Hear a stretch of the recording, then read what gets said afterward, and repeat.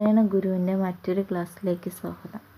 1904 1904 SNDPയുടെ ഒന്നാം വാർഷികം അരിയപ്പുറത്ത് വെച്ച് നടക്കുന്നത്. SNDPയുടെ ഒന്നാം വാർഷികം നടക്കുന്നത് അരിയപ്പുറത്ത് വെച്ചാണ്. 1904 SNDPയുടെ മുഖപത്രമായ വിവേക ഉദയം ആരംഭിച്ചു. വിവേക ഉദയം മുഖപത്രം ആരംഭിച്ചത് 1904 1904 തന്നെയാണ് SNDPയുടെ നേതൃത്വത്തിൽ ആദ്യത്തെ സ്ത്രീ സമാജം സ്ഥാപിക്കപ്പെട്ടത്. 1904 SNDPയുടെ നേതൃത്വത്തിൽ ആദ്യത്തെ സ്ത്രീ സമാജം സ്ഥാപിക്കപ്പെട്ടു. 1904 തിരുവിതാംകൂർ ഭരണാധികാരികൾ ശ്രീനാരായണ ഗുരുവിനെ കോടതികൾ നേരിട്ട് ഹാജരാക്കുന്നതിൽ നിന്ന് ഒഴിവാക്കി കൊടുത്തു. കേരളത്തിൽ സാമൂഹ്യ പരിഷ്കർത്താക്കളിൽ കോടതികളിൽ നേരിട്ട് കയറുന്നതിൽ നിന്ന് ഒഴിവാക്കി കൊടുത്തത് ശ്രീനാരായണ ഗുരുവിനെയാണ്. 1912 ശിവഗിരിയിൽ ശാരദാ പ്രതിഷ്ഠ നടത്തി. 1912 ശിവഗിരിയിൽ ശാരദാ പ്രതിഷ്ഠ നടത്തി. 1912 ശ്രീനാരായണ ഗുരു അയ്യങ്കാളിയെ കണ്ടുമുട്ടി.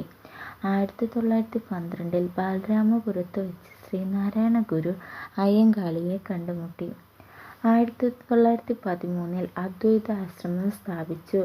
1913 അദ്വൈതാശ്രമം സ്ഥാപിച്ചു. 1914 വാഗ്ഭടാനനെ കണ്ടുമുട്ടി.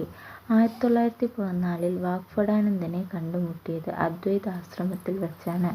1914 അദ്വൈതാശ്രമത്തിൽ വച്ച് വാഗ്ഭടാനന്ദനെ കണ്ടുമുട്ടി. 1915 മിശ്രഭോജനം നടത്തി. 1915 മിശ്രഭോജനം നടത്തി. 1916 രമണ മഹർഷിയെ സന്ദർശിച്ചു.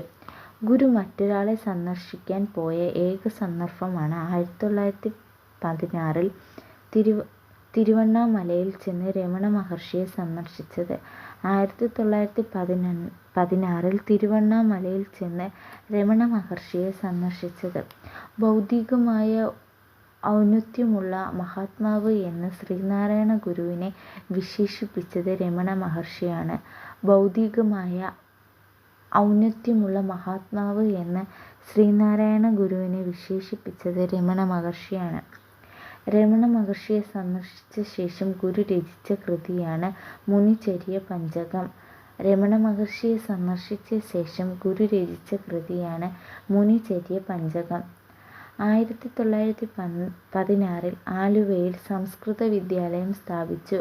1916 ആലുവയിൽ സംസ്കൃത വിദ്യാലയം സ്ഥാപിച്ചു.